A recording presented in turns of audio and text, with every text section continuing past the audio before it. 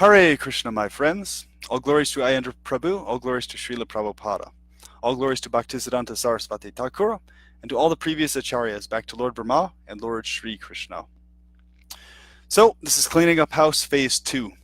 I've already made my declaration against the infiltration of ISKCON, the corrupt GBC, the corrupt leadership, and the corrupt management that is trying to take over the movement. So I'm declaring now Phase 2 of this cleaning up phase. Okay? So from this day forward, I'm openly declaring publicly my opposition to insistive Ritvik Sampradayism as a mass movement. I openly oppose you now and until the day I leave my body. Your cruelty towards kind-hearted devotees ends now. Okay? So, this insistive Ritvik Sampradayism nonsense and madness, which leads to cruelty towards all other devotees, especially the kind-hearted ones and the sincere ones who are engaging in what Lord Chaitanya wants them to do, is going to end on my watch. These people will be called out at every moment and every instance I see them immediately, because I'm completely fed up and tired of their unkindness towards devotees.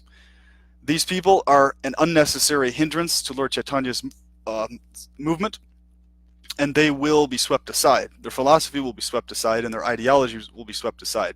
Their ideologies are simply being used to justify their own sensual indulgence behind closed doors. They're using Prabhupada as a body bag shield for their own sinful activities and for their own cruelty towards other devotees. This is what's happening, and they will be stopped by me. I guarantee you, and I promise you this. Because their philosophy will be destroyed.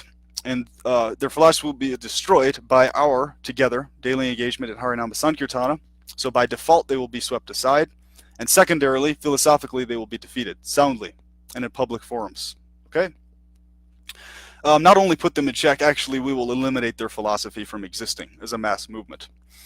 Devotees choosing to get initiated or not is their personal choice, and you need to leave these devotees alone.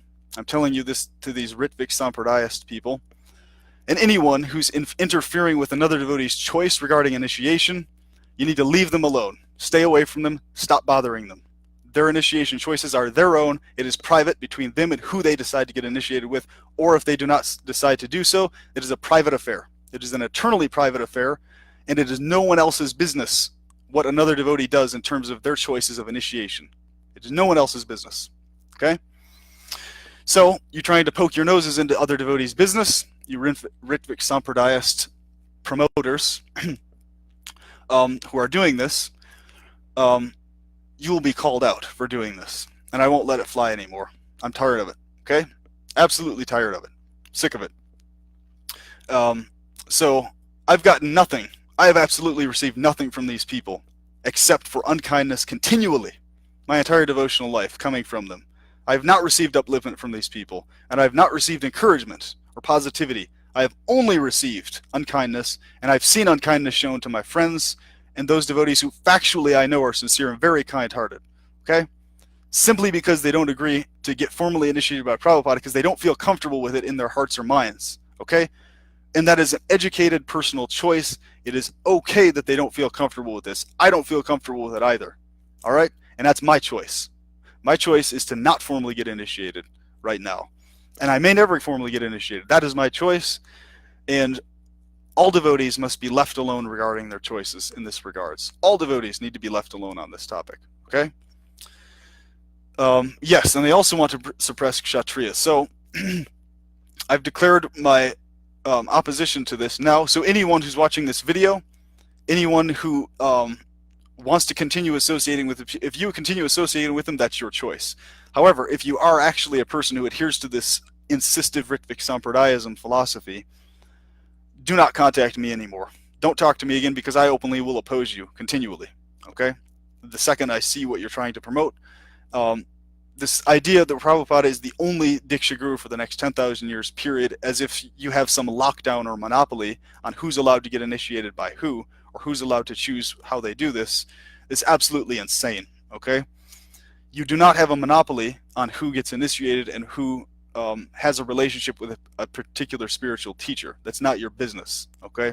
So you need to stop poking your noses into the businesses of other devotees. You need to leave them alone and give them peace and privacy and respect them and love them as devotees, okay? Now, the the philosophy that's being promoted by these individuals is absolutely in every way opposed to Lord Chaitanya's movement, which is free-flowing, free, okay, for all living entities, and unconditional and causeless in mercy and affection.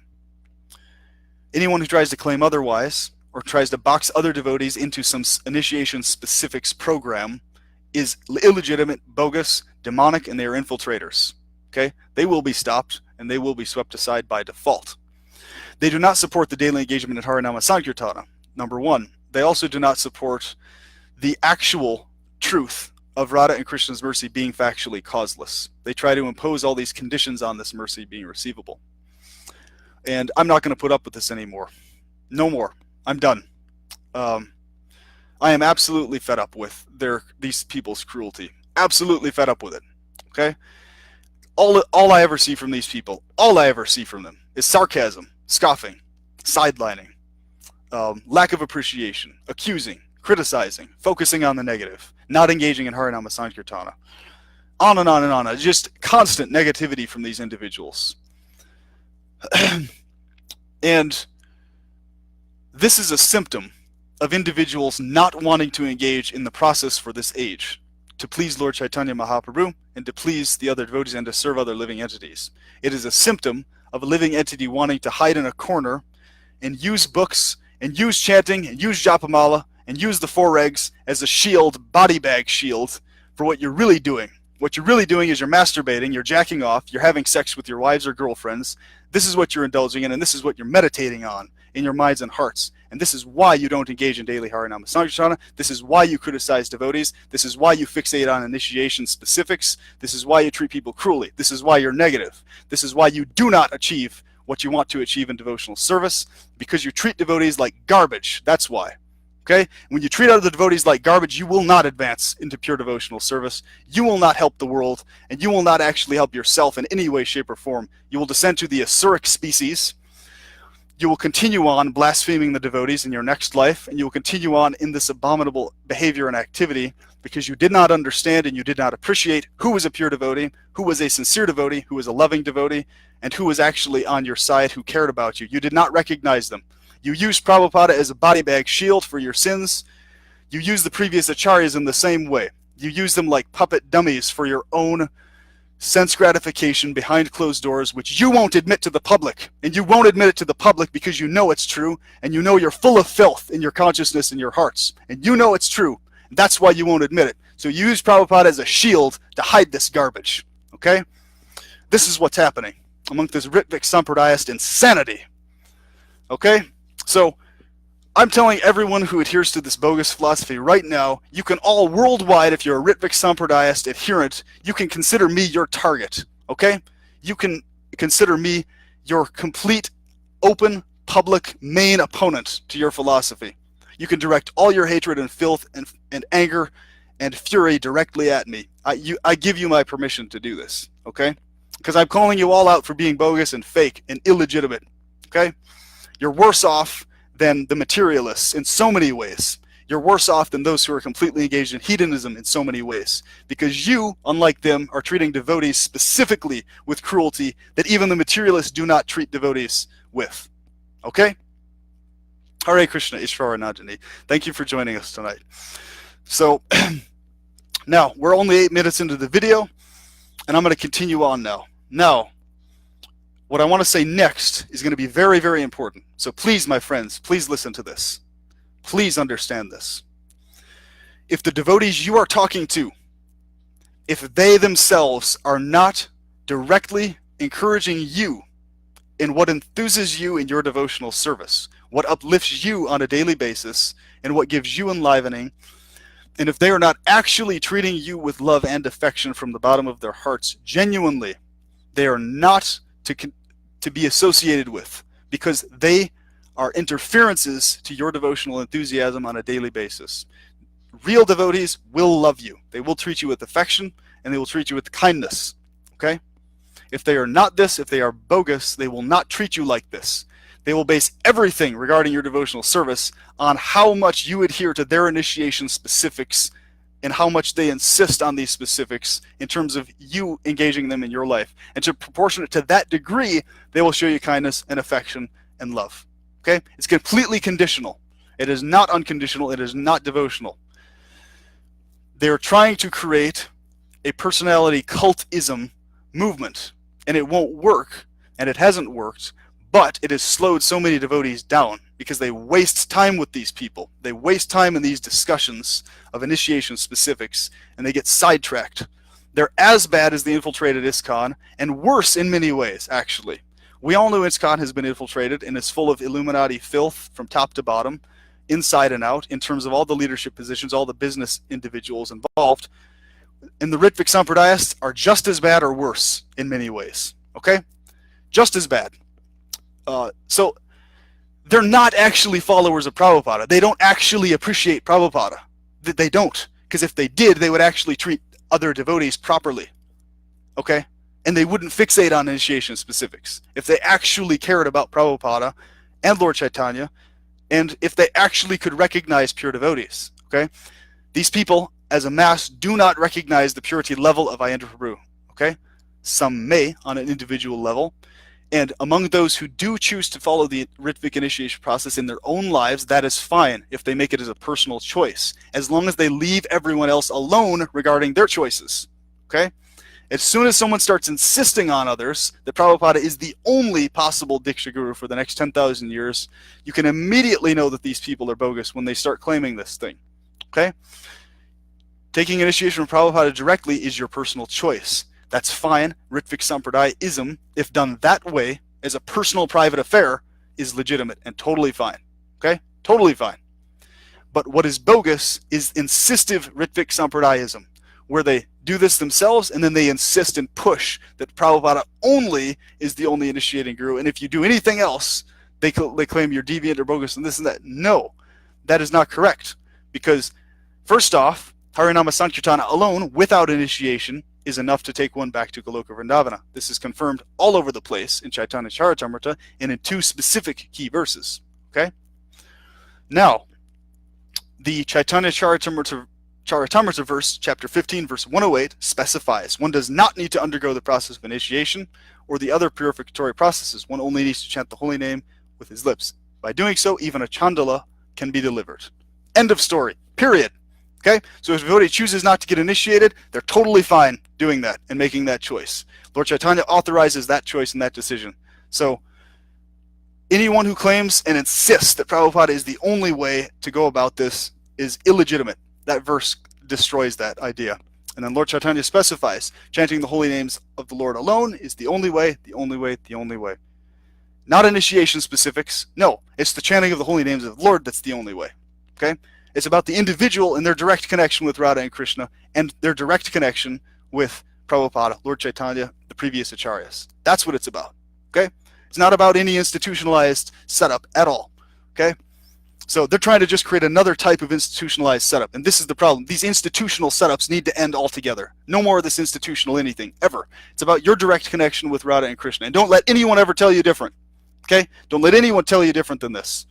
Because if anyone tries to put someone or something in between you and your loving relationship with Radha and Krishna directly, they are bogus, they're illegitimate, they're an infiltrator. Period. Doesn't matter who they are. Doesn't matter what they teach. Doesn't matter what they're promoting. If they're putting something in between you and your direct relationship with Lord Chaitanya, Radha Krishna, the previous devotees, and the previous acharyas, if anybody's trying to put anything in between that, they're illegitimate. Okay? So, yes, the initiation specifics is absolute nonsense. It's all about daily Harinama Sankirtana. Exactly, Nityagor. Wonderful. And I'm very glad you understand this principle. Okay? So, I'm putting this video together because I want to make sure everybody knows my stance on this clearly, very clearly. And I don't want to talk to these people. So do not refer me to talk to these people. Don't have them message me or contact me. I'm sick and tired of their comments. I am sick and tired of interacting with them. I never get anything from them except negativity, constantly. No upliftment, no encouragement, none. Yeah, do not, please, please, please, do not refer me to talk to any more of these people. Please don't present their foolish arguments to me in discussions and things like this anymore. I don't want to talk to these people anymore. Okay, And I'm putting this video together because there's so many of these people around, and there's so many people promoting this stuff. And it keeps leading to the same thing every time. It just leads to one more person who wants an excuse to go back into a corner, just having the books, not engaging in Harinama Sankirtana, just chanting Japamala, backing themselves into a hidden corner so that they can masturbate and think about sex in a corner and use Prabhupada as a shield for their sins and not engage in Harinama Sankirtana. That's what the excuse is they're trying to look for. So they capture people who are trying to look for excuses to begin with. People who start off otherwise sincere and very loving and very nice people. They turn into these fucking monsters when they take to this Ritvik Sampradayist insanity.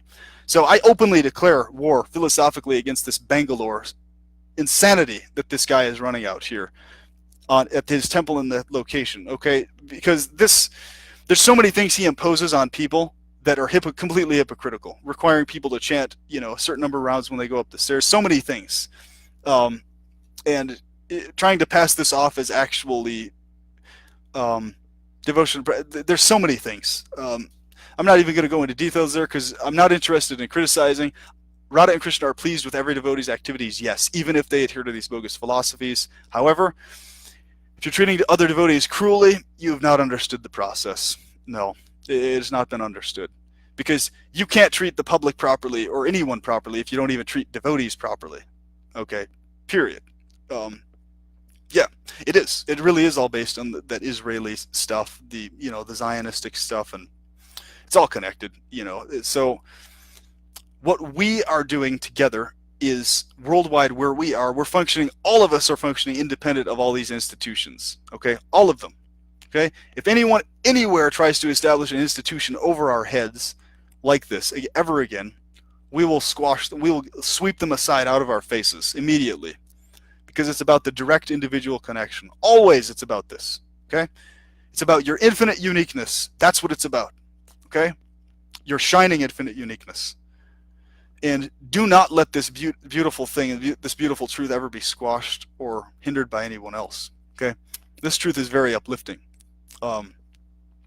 And this truth will actually set you free from all these externalized hindrances and hierarchies and everything else. Kali's main focus and goal is to maintain hierarchical systems over our heads in any way, shape, or form that he possibly can. We must not allow this. We cannot allow this. Okay? So we have to call them out immediately at every step of the way, wherever they arise, whenever and wherever they arise. Immediately, they need to be called out for their unkindness towards other devotees and their fixation on non-issues. Okay? Yes, we will be taking over the government, then the continent, then the planet. Absolutely, everywhere. In fact, it's going to happen simultaneously across the world. The fact of the matter is, the first thing, though, we have to take over the actual truth of devotional service and make this the standard once again. Okay? Lord Chaitanya's standard of pure devotional service principles and teachings must be made the standard once again. Okay? Each one of us has a unique role to play in this. Each one of us has a unique function and a very special place in the heart of Lord Chaitanya Mahaprabhu. Each one of us does. And so therefore, we will each be fulfilling our unique roles throughout the world in this process. And we will be meeting much opposition from so many different people, including these Ritvik Sampradayist people who are still remaining. But they will all be defeated, yes. But we're also going to meet opposition from many others aside from even these individuals. Okay? So this just comes with the territory. All right? So in-house are the ones who are going to oppose us more than people outside. Okay? The public isn't going to oppose us. The public are just a massive innocent people, mostly, or just ignorant people who don't actually know one way or another about any of this stuff. It's the ones in-house who have created a cruel, hard-hearted, deviant ideology that are going to oppose Lord Chaitanya's actual movement. Okay? And they're going to always try to keep bringing it to these side branch things. The initiation specifics, this and that. That's all side branch garbage. It's garbage because it wastes devotees' time. Anything that wastes devotees' time is garbage. It's fit to be rejected. It's stool. It's puke. It's vomit. It's worthless. It's worth trashing in a garbage can. Okay? So, Nitya Gaurdasa Kijai, Haribol. Yes, he's wording, I'm very happy to actually get this feedback from you, my friend, because I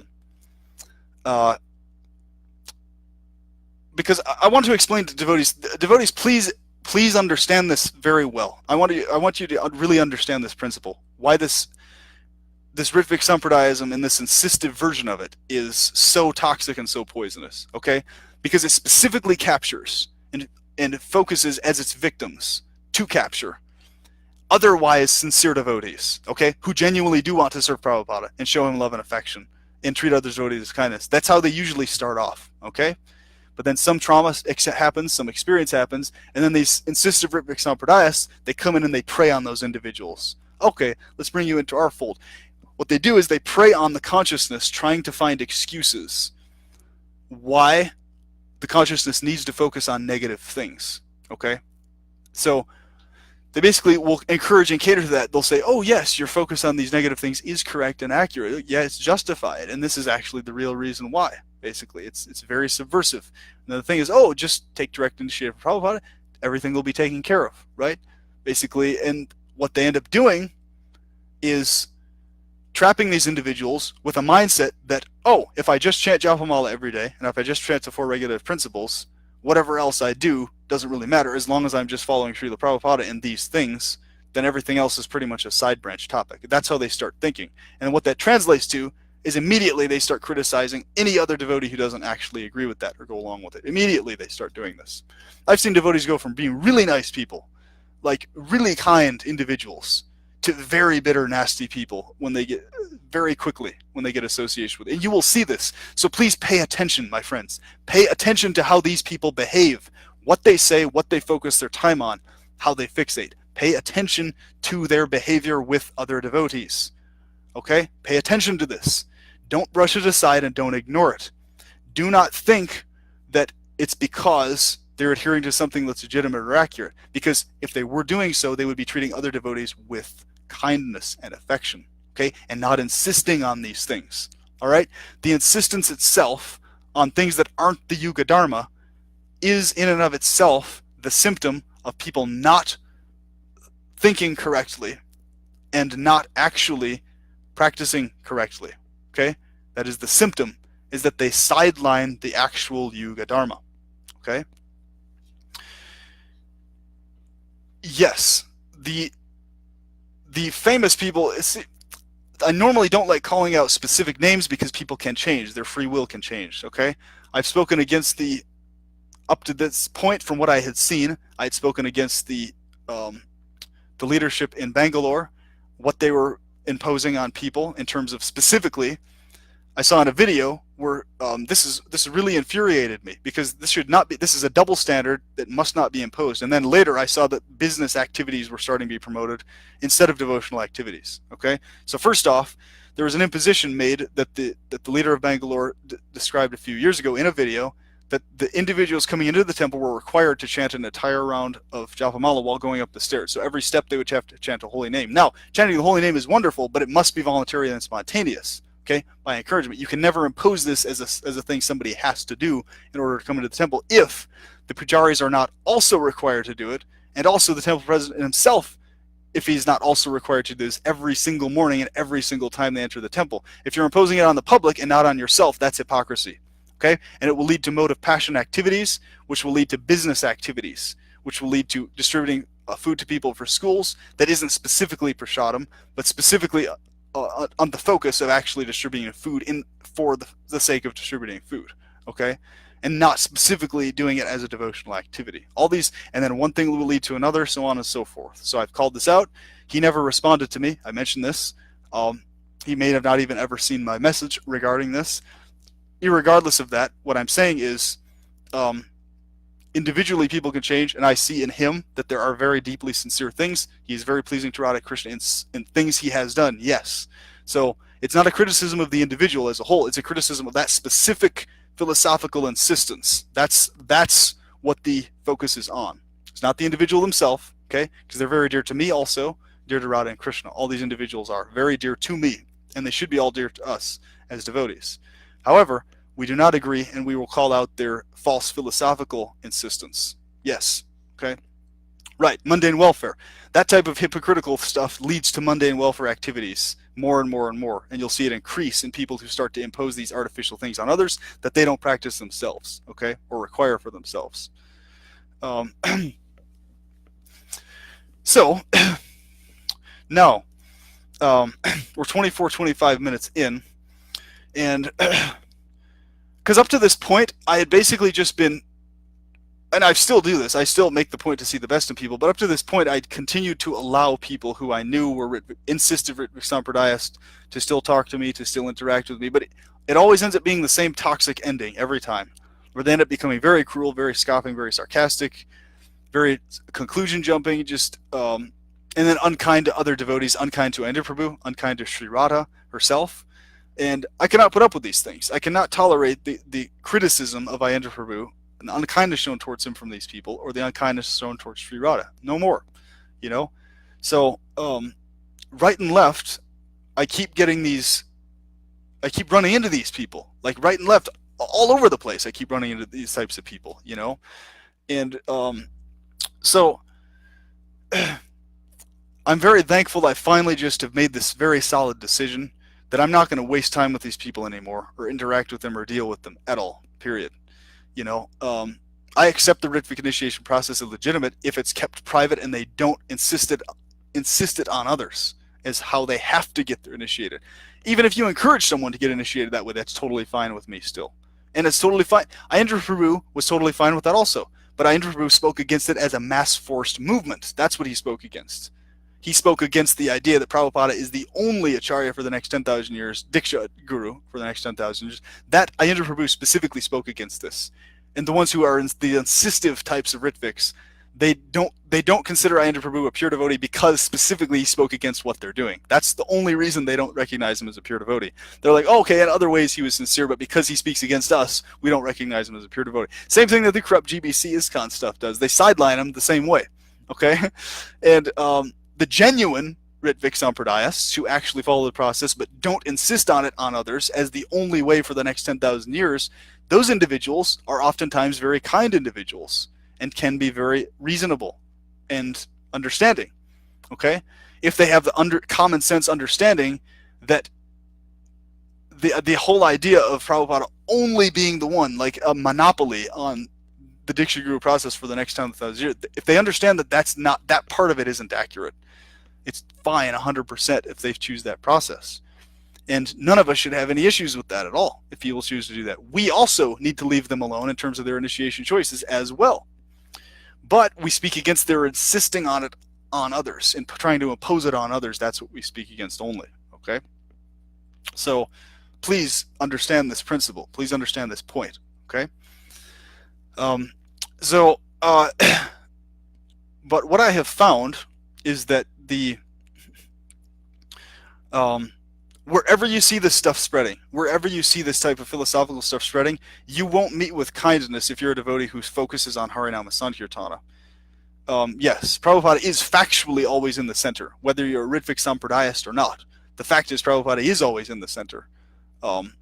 And genuinely, though, not as a shield or not as a body bag for our sins behind closed doors. We need to actually respect Prabhupada legitimately and not use him as a tool that we hide behind to keep sinning and not actually being fully pure because he's the only Diksha Guru. In other words, with the assumption in our minds that we can never ourselves ever get to that point, we should aspire to actually, all of us individually, get to the point to be able to function in that role. Once we get to that point, we won't consider ourselves qualified for that role. Of course not. We'll have the humility still. But the point is, that position is infinitely, eternally open to any and all living entities, if and when they are qualified to do so. Period. Okay? So, no one can create a monopoly on this process. No one. All right? Yes, exactly. Without Srila Prabhupada, we wouldn't have all this information, so we need to give Prabhupada genuine, legitimate respect all the time, every day. But we must never use him as a shield for our sins. Never. Okay? Never like this. So we must also not mock the initiation process. Now here's the thing I really want to drive into everyone and have hit home on a very core, deep level. Okay? The initiation process itself is sacred. First of all, it's not necessary, but if you choose to do it, the initiation process is extremely sacred and must be treated as such. Okay? So, if one chooses to go about the Ritvik initiation process, or if they choose to go about it some other way, in either case, you must strictly follow the no illicit sex principle along with the other 3 principles for your initiation to actually be legitimate. Okay? If you don't actually do this, then you yourself will be absolutely a hypocrite, and you will be absolutely mocking the initiation process. Okay?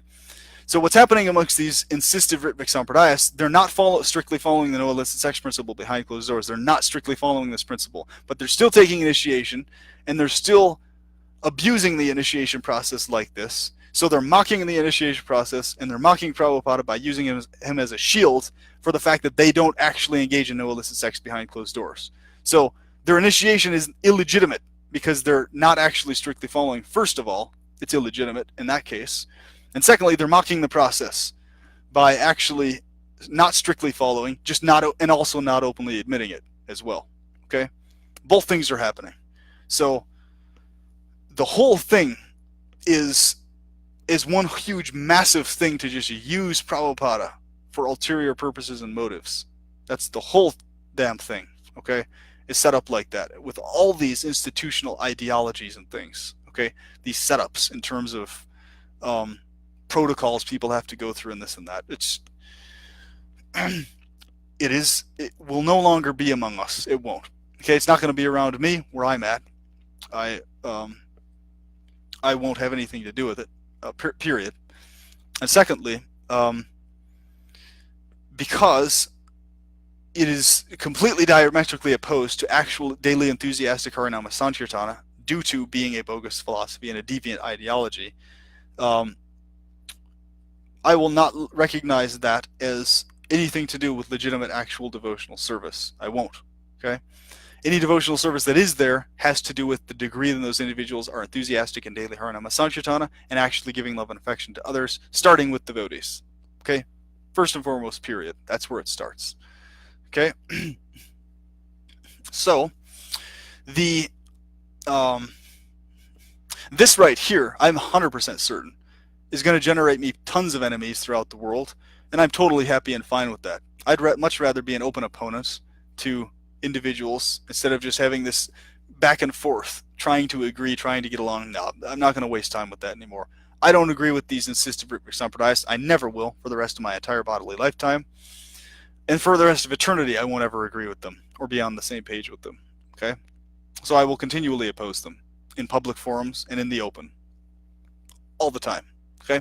If I see them pop up or try to pose their philosophy on others or try to insist on it, I'm going to call them out immediately. And I won't waste time with it. Nope.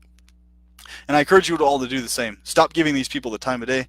Stop wasting time with them. They're going to do nothing but waste your time. All right?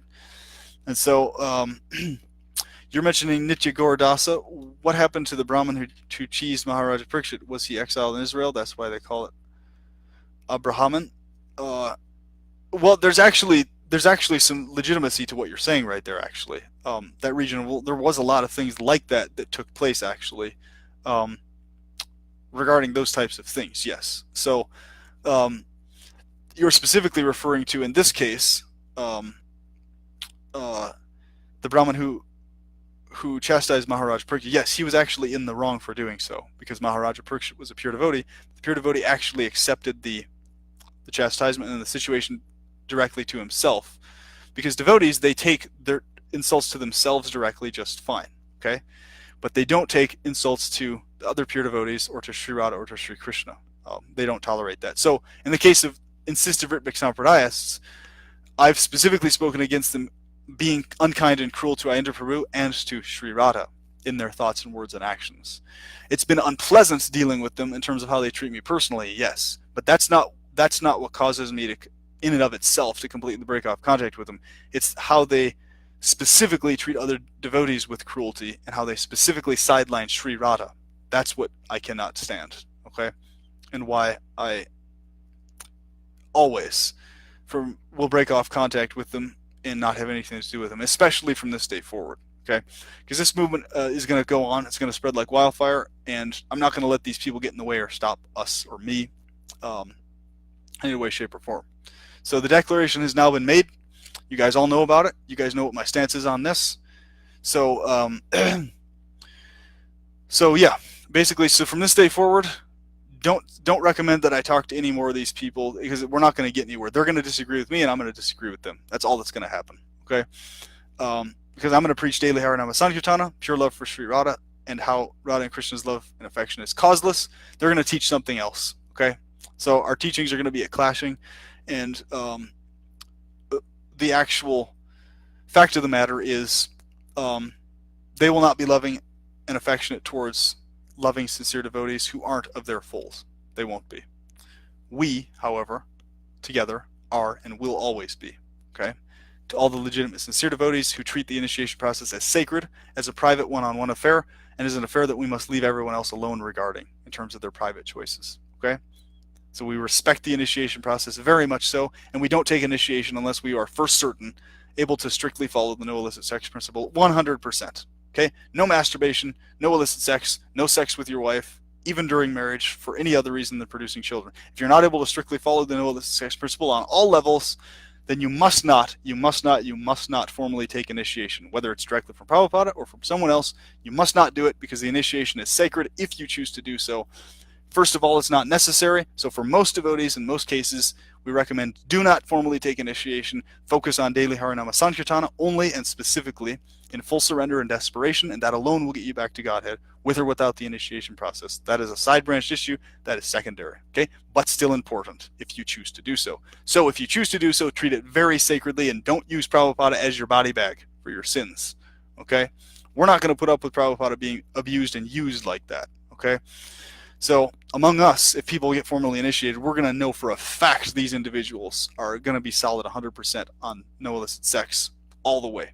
Like, we're going to be 100% solid that they're solid in this area, okay? And not otherwise. No way. So the vast majority of people among us aren't going to get formally initiated for this specific reason. And if they choose to, it's going to be from individuals they've chosen to get initiated with on a personal level. And that's their business, okay? So, children are sacred when raised in Krishna consciousness. So raising children in Krishna consciousness is pure sex life in devotional service. That is very important to be done. But if that isn't specifically the focus, all the other types of sex are illicit sex, all of it. Okay, and we need to be honest about this and publicly transparent about it. Every one of us. It doesn't mean that everybody needs to say what they do behind closed doors. It just means you need to be honest with yourself about it and not mock the initiation process and not mock the Yuga Dharma. Okay, and also not mock Sri Radha's personal messages she reveals to other devotees in different situations. Okay, because she speaks to various devotees in different ways, so she may reveal one thing to one devotee that she doesn't specifically reveal to another. Okay, in every case, we need to respect this and appreciate the reciprocation others are receiving on an individual level, even if we ourselves may not directly be receiving that type of reciprocation. Okay, so the main one of the main areas where I'm continually getting backlash, and I will continue to get backlash in, and I don't care about it anymore at this point, because I know what the truth is about this, and I'm going to continue on with this, is my explanations of the encodings in music videos. The ones who do not actually watch the material, who do not actually listen to what's being said regarding such topics, and who simply jump to conclusions, those individuals do not actually understand what has been said. They do not understand the messages. They do not actually see what's being presented. So I'm going to get the biggest backlash because of these things, and I knew this before presenting these topics, that I would get backlash. People would say all sorts of things like, oh, it's just complete speculation, it's mundane, and I waited 2 solid years to cover all this. You know, these topics have been known to me for two plus years, but I waited because I knew that the backlash would come, so I had to be ready in a position to be able to deal with that backlash and truck through it and counteract it and not have it bother me or affect me in a way that stops me from continuing to do so. Okay? Because the fact is, when Sri Radha reveals herself in music or in places in the world, and I see that she's revealing herself and she makes this very, very clear and answers prayers in this regards, it's a sin and it's a criminal if I do not reveal this to other devotees, what she has allowed me to see here. Okay? If I keep silent about it, it's violence on other devotees, and it's not right, because other devotees need to be allowed to look into these things and get upliftment as well in ways that I have gotten upliftment, or similar ways unique to them. If I leave that, if I don't bring these things up to other devotees and just never talk about them, then devotees won't actually have the they won't necessarily have access to these things. You see what I'm saying? Yes, they may actually also be directly revealed to them individually, and that's wonderful. I pray for that for other devotees as well.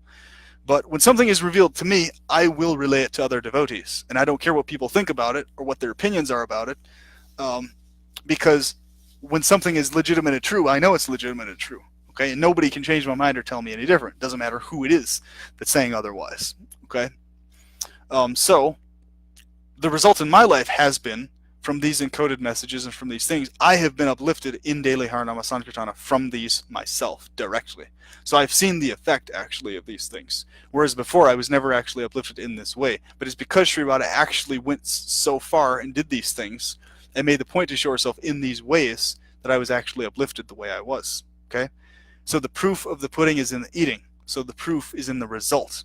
Is the result that you engage in daily Harinama Sankirtana, then whatever has been presented, whatever has been seen, and whatever has been recognized as Sri Radha's reciprocation has been legitimate, because the result is that you engage in the Yuga Dharma.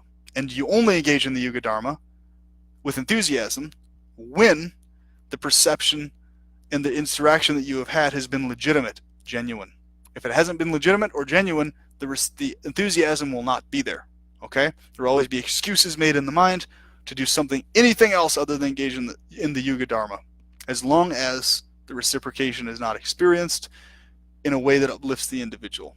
Okay? You said it would be great if you shared the screen while making comments. Yes, I will do that. Well, with the music video topics I will cover, I'm actually going to use a tablet to point out things in it while I'm doing this. With those particular topics, if you mean sharing the video in some other way, I'm not a huge techie person. It's taken me a really long time to actually figure out how to even post things on YouTube, and I finally pulled it off. But thanks to Rob and Cloud, I'm infinitely grateful to him for this. So these videos will be preserved indefinitely for this reason, and I have versions off of YouTube now of these videos. So yes, I want devotees to be uplifted on a daily basis, and don't let other people squash or interfere with what's giving you enthusiasm, because if the result is you're feeling enthusiastic for Harinama Sankirtana, what you're thinking and what you're doing is correct and along the right lines. Okay, it's not illegitimate, and it's not bogus if the result is you're enthusiastic in Harinama Sankirtana.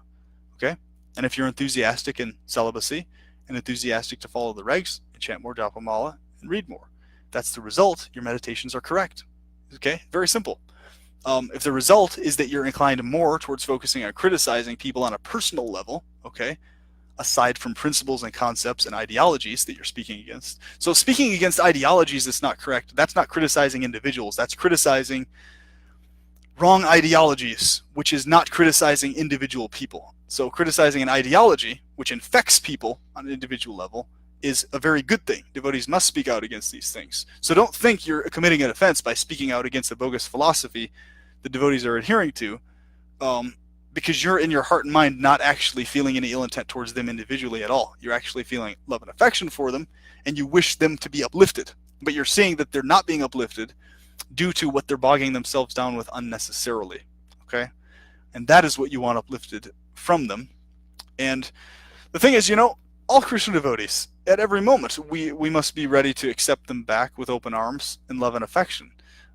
The second they just immediately just stop being cruel to other devotees and start treating them with basic levels of kindness, and stop trying to poke their noses into other devotees' business in terms of their personal, individual, choices regarding their relationship with Radha and Krishna, which is infinitely spontaneous, infinitely direct, and full of loving affection.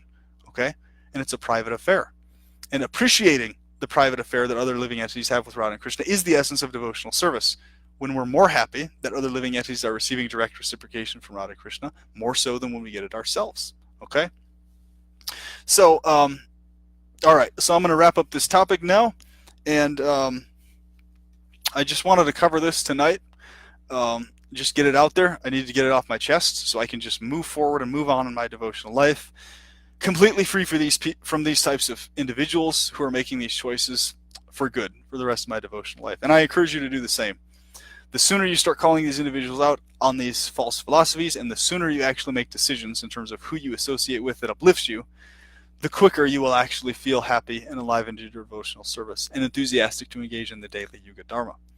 Otherwise, these people are just going to keep bogging you down if you don't make this solid choice, this solid decision to either stop talking to them, stop giving them the time of day to continue to push this philosophy on others and onto you yourself, or trying to push it. And when you just actually get to the point where, okay, are you on the same page as me in terms of together achieving wonderful things for the pleasure of Lord Chaitanya Mahaprabhu in terms of daily Harinama Sankirtana? Are you on the same page with this, or are you on some other page? Okay, so either you're actually part of this Lord Chaitanya's actual movement, or you're part of a different movement, something else, okay, which is not supporting Lord Chaitanya's movement. So it's like you basically, and then devotees will tell you that it'll be very clear what their views are and what they're supporting, and whether it's going to do you any benefit to keep talking to them or not. Okay, because there's two directions of our movement. The one direction is spreading Krishna consciousness throughout the world and actually uplifting every living entity on every level, materially and transcendentally. And then the other side, basically the stagnant, dead, decayed, rotting in the corner institution consciousness. Okay, whatever that institution consciousness is, it's dead, it's decayed, it's rotting, and it's not actually going to uplift the world, others or them individually. It won't. Okay, so Lord Chaitanya's movement is infinitely full of love, affection, and free-flowing movement, okay, which uplifts the consciousness in the heart and which inspires one in celibacy and the four regulative principles and the deep study of the scriptures, and it enthuses each of us also in our Varna activities on a daily basis as well. Okay, so I wish you all a very nice day and evening, and I look forward to the topic this Friday, which I will cover. I'm going to make a point to use the tablet so you guys can see what I'm talking about, okay? And please, my friends, please, please, please understand and have a very deep grasp of these concepts. Understand that on the surface there is always the mundane understanding, the upfront understanding, which people will always scoff at because it is mundane, because it is sensual, because it is encoded by the demonic forces and by the Illuminati. That is a thing that is there. But you must have the understanding to look past those things and understand what Sri Radha herself is actually trying to tell you beyond that distracting message that's being blasted in front of your face. Okay? She's saying one thing, the demons are saying another thing. Okay? Simultaneously. She is saying her message while the asuras are trying to promote their message in front of that. Okay? So she hides her message behind that to test and to see which devotees can actually see this and which cannot. Which ones jump to conclusions and only look at the surface and do not actually look further into these topics. Okay? That is why Sri Radha does this with particular songs versus others. She covers them purposefully with these mundane, sensual, cheesy, corny meanings. She covers them in every single way that would give a devotee a justification or a reason not to look further into them. That's why she does this. Okay? It's a test. It's a test of the depth of insight. Are you able to see beyond matter into Goloka, or are you only seeing matter, and are you only seeing the external messaging? Okay? That's the test. Right? And if a devotee cannot see that far, then their vision is predominantly on the external level, because all they're seeing is the obvious stuff that everybody sees. Okay? And that's what they're scoffing at. That's what they're going to be sarcastic towards, because they're not looking further into what's actually being presented. All right? Now, I go on and on about this because I'm not just presenting these, I won't just be presenting these topics just because, okay, there's some music videos that I see something in, and therefore I'm just going to post these and emphasize this. No, I'm specifically emphasizing these so strongly because of what the message is in them. Okay? And the message is extremely significant for devotees to understand regarding what's happening in our movement now, and what is the destiny of our movement, and what Sri Radha's personal messages are to each one of us. Very significant in this regards. Okay, it's not just, these things aren't just some like random thing pulled out of nowhere, out of a million different music videos or songs or whatever, and then just pasted up. Oh, I like these three, so therefore I'm just going to say that these. No, that's not the case. these things are so important, and that's why I'm covering them, in spite of the ridicule that's going to come, okay? Which I know is going to come, and I know why it's going to be there. It's due to externalized vision and an excess of externalized vision and a misunderstanding of the topics presented. That's why. So she has a message she wants to tell us, and she tells us directly, yes, in the scriptures, in an encoded form, also in the scriptures, actually. So she tells us directly on an inherent level, on a very deep level, face to face. However, she also encodes in the scriptures on top of that as well.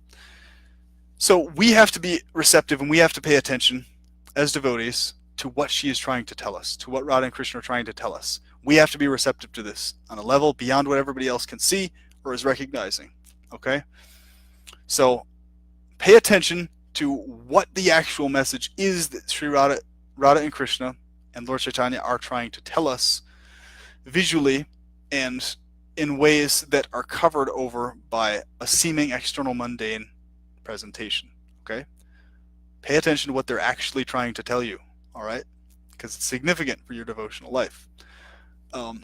Now, devotees can pick up on this stuff also directly, even without this understanding, this encoding as well also. But the point is, your heart has to be open, and your heart has to be receptive to the message, okay? And only then will heaven actually be a place on earth, and only then will the love actually move upwards towards Radha and Krishna, okay? Only then will the actual Yuga Dharma actually play out, and only then will you actually feel love and affection for all of the devotees and all living entities, and only then will we be united as a worldwide devotional community that achieves great things together as a mass push where no one can stop us, okay? Only then, once all these things are in play. All right, so we each do our little part. This is just one little aspect of my little part that I'm fulfilling. You know, people can hate me for it. It doesn't matter what they think towards me about it. The messages are there for those who have the eyes to see and the ears to hear. Okay? So Hare Krishna. I will talk to you all later, and I look forward to this weekend. Hari Hari Bol.